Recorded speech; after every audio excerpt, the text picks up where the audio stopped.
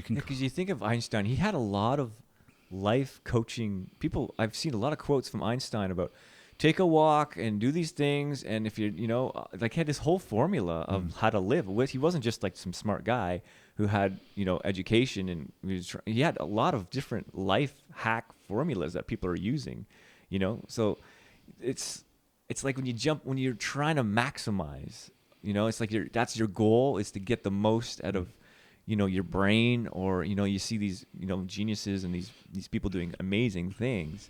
They're all obsessed with other things. My dad gave me this book once, Leonardo da Vinci, and it really kind of opened my eyes that he was a great painter because he loved physics, he loved building, he loved nature. The things that this guy was an expert in, and he says it's not, you can't separate my painting or my sculpting. It's all part of it.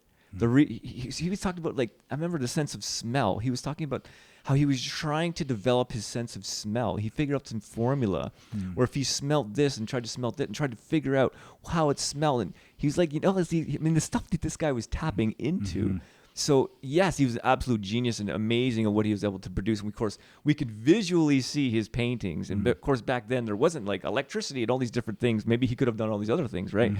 But if you see the stuff this guy was interested in, it was amazing, all the different things that this guy was tapping into.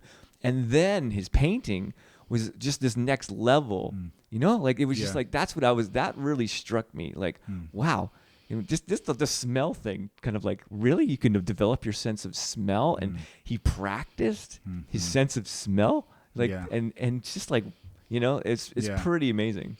That's so cool that you say that, because I did a little bit of study into him, and sometimes through my journey of studying, people will come up.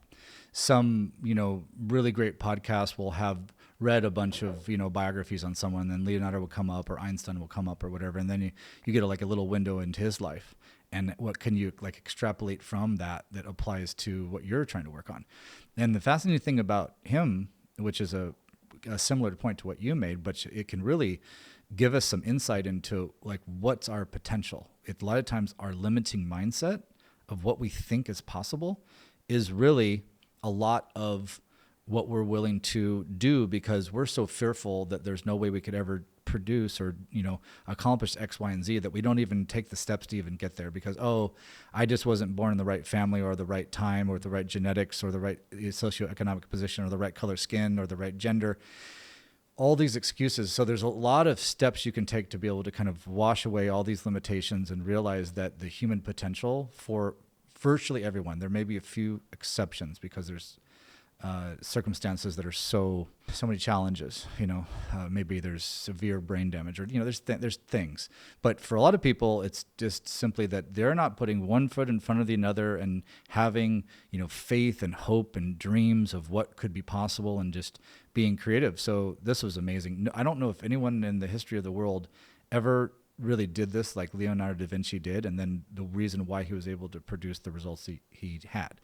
So this is one of his practices on a daily basis, especially when he was really into the painting. So when his really beautiful paintings came out, like Mona Lisa and some of the others that I don't really remember the names, people were seeing the realism of them and the way the lighting was. It looked like there was actually light shining on them, and there wasn't. So he described how he developed this particular style that no one had ever seen before. So he'd go into nature. He had the patience and the tolerance to be able to sit from when the sun rose, when there's no light, sitting in the forest, till sunset, staring at one part of nature. And at every second, the angle of the sun is changing ever so slightly. He's recording in his mind how it's bouncing off the leaves and the flowers.